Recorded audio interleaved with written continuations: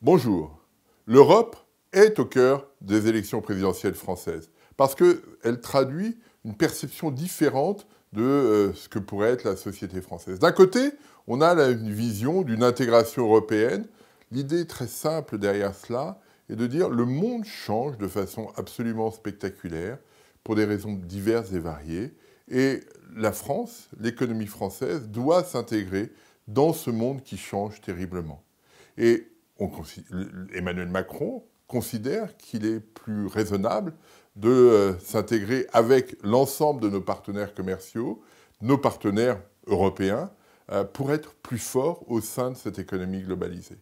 Ça, c'est un premier point. De l'autre côté, Marine Le Pen considère que l'Europe est une contrainte pour le développement de l'économie française et qu'il faut, de ce fait-là, remettre en cause les institutions européennes dans lesquelles l'économie française, la société française est inscrite. Ça se traduit in fine aussi par, si cette remise en cause est effective, par la création d'une monnaie et de l'incertitude que cela peut engendrer. On voit bien qu'on a deux mondes très différents. Alors, du côté d'Emmanuel Macron, l'idée est de rentrer dans une logique d'adapter l'économie française, la société française, à ce monde global.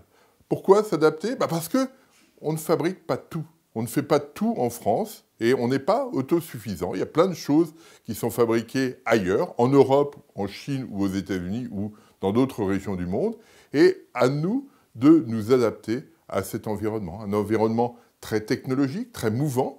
Et donc, il faut créer les conditions pour que chacun d'entre nous ait la capacité de s'adapter à cette situation. D'où l'effort tout à fait considérable qui est évoqué en termes de formation, la volonté de mettre en place un investissement public fort. L'idée est très simple, c'est de se donner les moyens d'appréhender correctement cet environnement. Si on est dans le repli sur soi, dans la nostalgie des années 60, parce que c'est de ça dont il s'agit, c'était l'idée on peut finalement ne pas dépendre autant que cela du reste du monde. C'est ce que nous dit Marine Le Pen. On doit pouvoir se débrouiller tout seul, récupérer la souveraineté légale, la souveraineté monétaire, pour recréer une dynamique française autonome. Ce modèle fonctionnait bien dans les années 60. Il ne fonctionne plus aujourd'hui parce que les entreprises françaises sont très liées avec celles du reste du monde, avec celles de l'Europe, bien sûr, parce que les pays européens sont nos principaux partenaires commerciaux, mais aussi avec le reste du monde.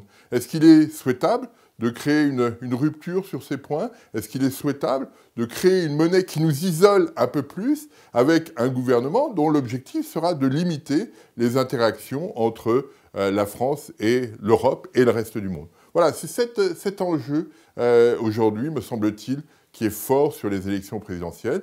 Dans quel cadre nous sentons-nous? Moi, il me semble qu'on est dans une économie globalisée et c'est à nous, pour être plus forts et pour pouvoir infléchir le profil du monde, de s'y intégrer et de s'adapter à cet environnement pour pouvoir l'infléchir. C'est ça l'élément clé pour les prochaines années. Je vous remercie.